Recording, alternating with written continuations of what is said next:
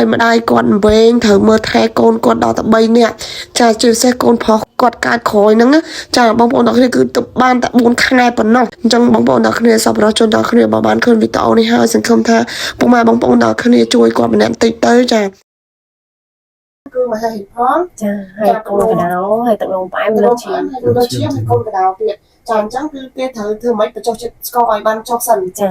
បន្ទាប់មកគឺគាត់ត្រូវធ្វើការបាញ់គីមីចាដើម្បីទៅជាបានមហាហេតុរបស់គាត់ចាអញ្ចឹងបងប្អូនទាំងគ្នាគាត់ជិតដឹងហើយថាការចាក់គីមីឬក៏បាញ់គីមីគឺចំណាយច្រើនចាចំណាយច្រើនមែនតើហើយក៏ពិបាកដែរអញ្ចឹងបងប្រុសនេះពីងចាក៏ដូចជាបងស្រីគាត់ខ្វះខាតជាខ្លាំងអញ្ចឹងសង្ឃឹមថាពុកម៉ែបងប្អូនទាំងគ្នាក៏ដូចជាសប្បុរសជនទាំងគ្នាចាមេត្តាជួយដល់បងប្រុសនេះពីងចាក៏ដូចជាបងស្រីដោយសារថាបងប្រុសនេះពីងគឺជាសិល្បករជើងចាស់ចាយូរមកហើយចាសម្បីតែខ្ញុំក៏ជាហ្វេនរបស់គាត់ដែរចាគឺគាត់តែងតែផ្ដល់ភាពសប្បាយរីករាយចាកំភ្លុកកំប្លែងចាជូនដល់ពុកម៉ែបងប្អូនទាំងអស់គ្នាទស្សនាហើយឥឡូវនេះគាត់កំពុងតែមានទុកជាទម្ងន់ចាដើម្បីគាត់ត្រូវព្យាបាលជំងឺបន្តទៀតព្រោះជំងឺគាត់មានច្រើនអញ្ចឹងគឺត្រូវធ្វើការមកធ្លាក់ម្ដងចាអញ្ចឹងសង្ឃឹមថាសប្បុរសជនទាំងអស់ក៏ដូចជាបងប្អូនដែលស្គាល់បងពីងចាក៏ដូចជាអ្នកដែលធ្លាប់ចាស្គាល់បងពីងកន្លងមកដូចជា fan ចាអ្នករួមអាជីពសិល្បៈទាំងអស់បានឃើញវីដេអូនេះហើយចាសង្ឃឹមថាបងប្អូនអរគ្នាជួយគាត់ចាដើម្បីជាក្តីស្រឡាញ់ចែករំលែកក៏ដូចជាចាដើម្បីឲ្យគាត់មានជីវិតបន្តទៅមុខទៀតចាអញ្ចឹងជួយតិចច្រើនក្តីច្រើនគឺតាមសតិរបស់បងប្អូនអរគ្នាចាវីដេអូនេះខ្ញុំធ្វើឡើងគឺដើម្បីចង់ឲ្យបងប្អូនអរគ្នាជួយគាត់ចាដើម្បីគាត់បានបន្តចាចាក់គីមីទៅមុខទៀតចាបាទសូមគោរពបាទជំរាបសួរទៅដល់សម្ដេចទ្រង់អាដាមលោកជំទាវលោកញ៉ាលោកស្រីទាំងអស់ដែលកំពុងតាមដានវីដេអូរបស់ខ្ញុំបាទផ្ទាល់ហើយខ្ញុំបាទសូមអរគុណបាទទៅដល់លោកអញ្ញាសុងសរនដូចជាលោកជំទាវខីម៉ូនីជាគណៈនាយកការនៃក្រុមហ៊ុន Amurai Cambodia ដែលបានឧបត្ថម្ភទឹកប្រាក់បាទផ្ទាល់ដល់ខ្ញុំបាទដើម្បីយកមកជូនគាត់ចំនួន$100បាទតាមរយៈធនាគារបានទទួលនៅម៉ោង7 កន្លះយប់បាទឥឡូវយកមកជូនគាត់ផ្ទាល់ហ្មងហ្នឹងហើយក៏មានអីមានជូនពរឲ្យលោកអញ្ញាសុងសរនលោកជំទាវខីម៉ូនីនិងក្រុមគ្រួសារទាំងអស់ក៏ដូចជាបុគ្គលិកគ្រប់ជំនាន់ទាំងអស់ដែលបានបម្រើការងារនៅក្នុងក្រុមហ៊ុន Amurai Cambodia សូមឲ្យទទួលបានសុខសប្បាយបាទប្រកបការងារចិត្តឆ្ងាយសូមឲ្យទទួលបានលទ្ធផលល្អក៏ដូចជាបាទឲ្យក្រុមហ៊ុនកាន់តែវិវត្តទៅមុខបាទចាឥឡូវហ្នឹងគឺងាកមកខាងបងពីងវិញដោយសារតែបងពីងគាត់មានបញ្ហាសុខភាពខ្លាំងចាមានជំងឺច្រើនតែលើគាត់បានវះកាត់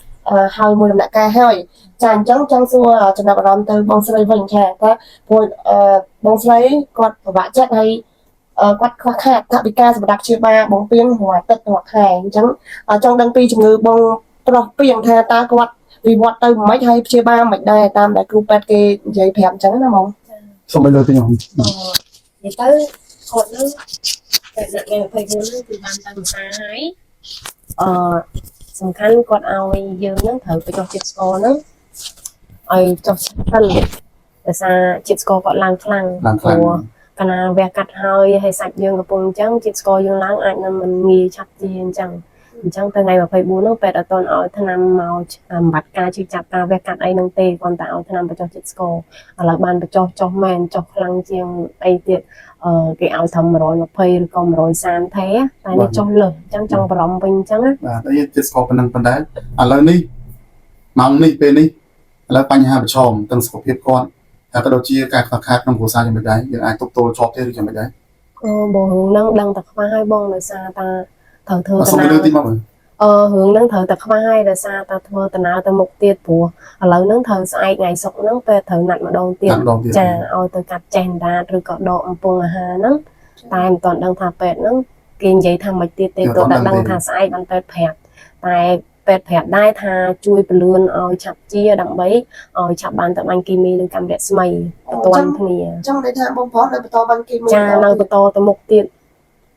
ចង់និយាយថាបងប្អូនទាំងគ្នាគឺគាត់មានច្រើនដំណាក់កាលមែនតើព្រោះដោយសារគាត់មានបញ្ហាសុខភាពហ្នឹងគឺមហាហេតុផលចាហើយកូនកដៅហើយទឹកនោមផ្អែមលើឈាមលើឈាមហើយកូនកដៅទៀតចាអញ្ចឹងគឺគេត្រូវធ្វើម៉េចបញ្ចុះជាតិស្ករឲ្យបានចុះសិនចាបន្ទាប់មកគឺគាត់ត្រូវធ្វើការបាញ់គីមីដើម្បីទៅជាបានមហាហេតុរបស់គាត់ចាអញ្ចឹងបងប្អូនទាំងគ្នាគាត់ជិតដឹងហើយថាការចាក់គីមីឬក៏បាញ់គីមីគឺចំណាយច្រើនចាចំណាយច្រើនមែនតើហើយក៏ពិបាកដែរអញ្ចឹងបងប្រុសនេះពីងចាក៏ដូចជាបងស្រីគាត់ខ្វះខាតជាខ្លាំងចឹងសង្ឃឹមថាពុកម៉ែបងប្អូនទាំងគ្នាក៏ដូចជាសប្បុរសជនទាំងគ្នាចាមេត្តាជួយដល់បងប្រុសនេះពីង ចាក៏ដូចជាបងស្រីដោយសារថា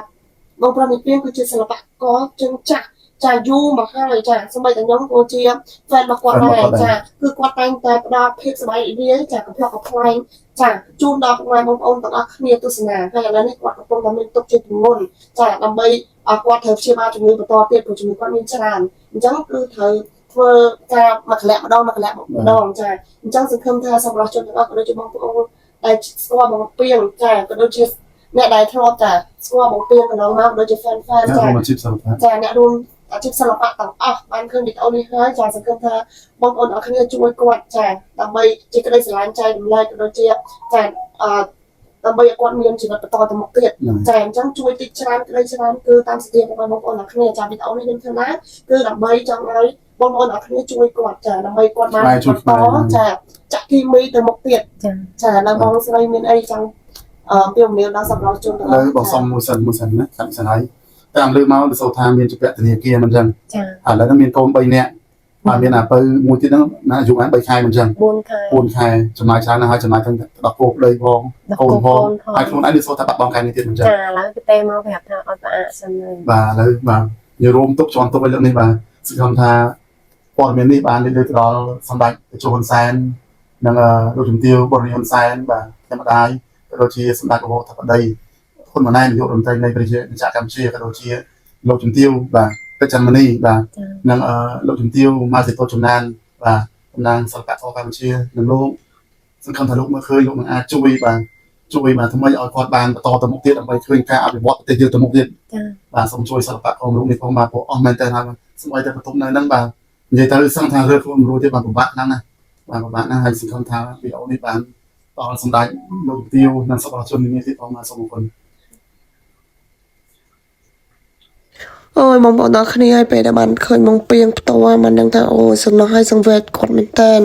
ចាគឺគាត់ហូបអាហារការតែបងប្អូនអរគ្នាឃើញបំពង់សយោនៅចំពោះគាត់អត់ចាគឺចាក់បញ្ចុះអាហារទៅតាមបំពង់សយោតែម្ដងចាគឺគាត់ហូបអត់ការទេដោយសារគាត់វះកាត់អណ្ដាតហើយអណ្ដាតគាត់មហាហិចចាអញ្ចឹងគឺគាត់ធ្វើការវះកាត់អណ្ដាតហើយអញ្ចឹងគឺគាត់ហូបអត់ការទេគឺចាក់បំពង់ចាអាហារចូលទៅតាមបំពង់ខ្យល់បំពង់នេះតែម្ដងណាបងប្អូនអរគ្នាហើយឥឡូវហ្នឹងគឺគាត់មានការខ្វះខាតជាខ្លាំងបងប្អូនអរគ្នាគឺឥឡូវនេះគឺគេត្រូវបញ្ចុះជាតិស្ករគាត់ហើយគេត្រូវធ្វើការចាក់គីមីចាក់គីមីទៅព្យាបាលជំងឺមហាហិចគាត់បន្តទៀតចាព្រោះជំងឺមហាហិចគាត់គឺសាច់កាចណាបងប្អូនអរគ្នាអញ្ចឹងគាត់មានទុក្ខពិបាកមែនតើហើយប្រពន្ធគាត់ឥឡូវហ្នឹងគឺអត់ការងារធ្វើទៀតដោយសារតែគេបញ្ឈប់ហើយដោយសារតែគាត់ត្រូវមើលថែប្តីគាត់ហើយជាចឹងថាពិបាកខ្លាំងមែនតើនោះគឺនៅស្រុកចាគឺគាត់មានម្ដាយឪពុកចាស់ជរា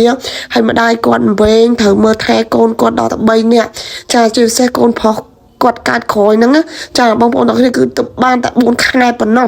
ចាគឺត្រូវទឹកដោះគោខោទឹកនោមគឺត្រូវរ៉ាប់រងគ្រប់បែបយ៉ាងទាំងអស់អញ្ចឹងបងប្អូនទាំងគ្នាសប្បុរសជនទាំងគ្នាបានឃើញវីដេអូនេះហើយសង្ឃឹមថាពុកម៉ែបងប្អូនទាំងគ្នាជួយគាត់ម្នាក់តិចទៅចាខ្ញុំនឹងដាក់ ABA គាត់នៅខាងtrong videoហ្នឹងណាបងប្អូនទាំងគ្នាណាសង្ឃឹមថាពុកម៉ែបងប្អូនទាំងគ្នានឹងជួយគាត់ម្នាក់តិច